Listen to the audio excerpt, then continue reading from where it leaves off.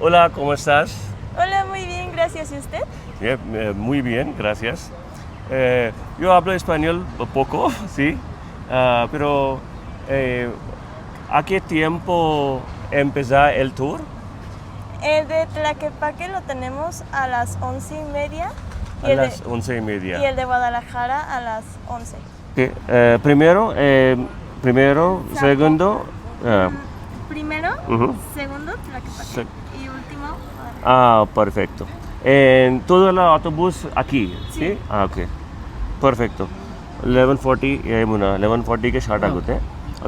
ಶ್ರೀನ್, ಆ ಹುಡುಗಿ ಹತ್ರ ಪಟ ಪಟ ಪಟ ಅಂತ ಸ್ಪ್ಯಾನಿಷ್ ಮಾತಾಡ್ತಾ ಇದ್ರಲ್ಲ, ಇನ್ನೂ ಒಂದೆರಡು ಕಡೆ ನೋಡಿದೆ ನಾನು. ಅಷ್ಟು ಚೆನ್ನಾಗಿ ಸ್ಪ್ಯಾನಿಷ್ ಮಾತಾಡ್ತೀರಲ್ಲ, ಯಾವಾಗ ಕಲ್ತ್ಕೊಂಡ್ರಿ ನೀವು?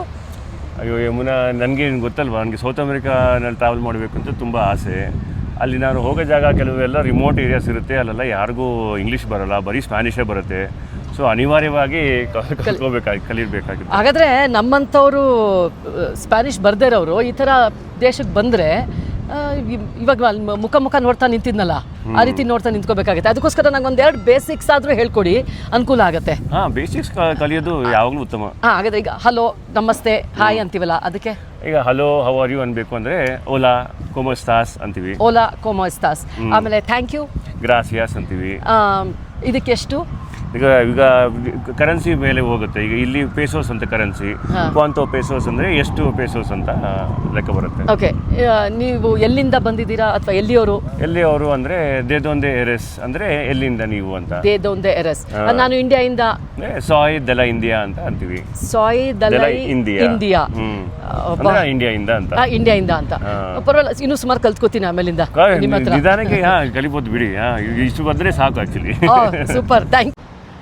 ಕರ್ನಾಟಕಕ್ಕೆ ವಲಸೆ ಬಂದು ದಶಕಗಳಿಂದ ಕರ್ನಾಟಕದಲ್ಲೇ ನೆಲೆಸಿರುವಂತಹ ಹಲವಾರು ಜನರಿಗೆ ಒಂದು ಕಿವಿ ಮಾತು. ನಾನು ಶ್ರೀನಿಧಿ ದೇಶಾಂತರ ತುಂಬ ಪ್ರವಾಸ ಕೈಗೊಳ್ಳೋದ್ರಿಂದ ಎಷ್ಟೋ ದೇಶಗಳಲ್ಲಿ ಅವರ ಸ್ಥಳೀಯ ಮಾತೃಭಾಷೆಯನ್ನು ಬಿಟ್ಟು ಬೇರೆ ಭಾಷೆನ ಮಾತಾಡೋದೇ ಇಲ್ಲ.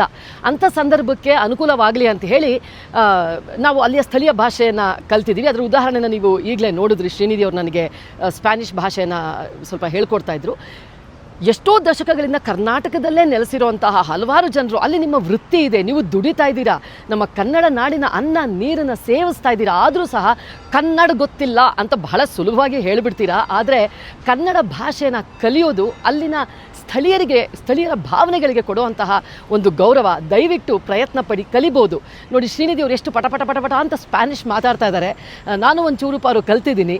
ಕಲೀರಿ, ಯಾವುದು ಅಸಾಧ್ಯವಾದದ್ದು ಯಾವುದೂ ಇಲ್ಲ. ಕರ್ನಾಟಕದಲ್ಲಿ ಇದ್ದೀರಾ, ಕನ್ನಡ ಬಹಳ ಅವಶ್ಯಕತೆ ಇದೆ, ನೀವು ಕಲೀಲೇಬೇಕು, ಅದು ನಿಮ್ಮ ಕರ್ತವ್ಯ ಕೂಡ ಹೌದು.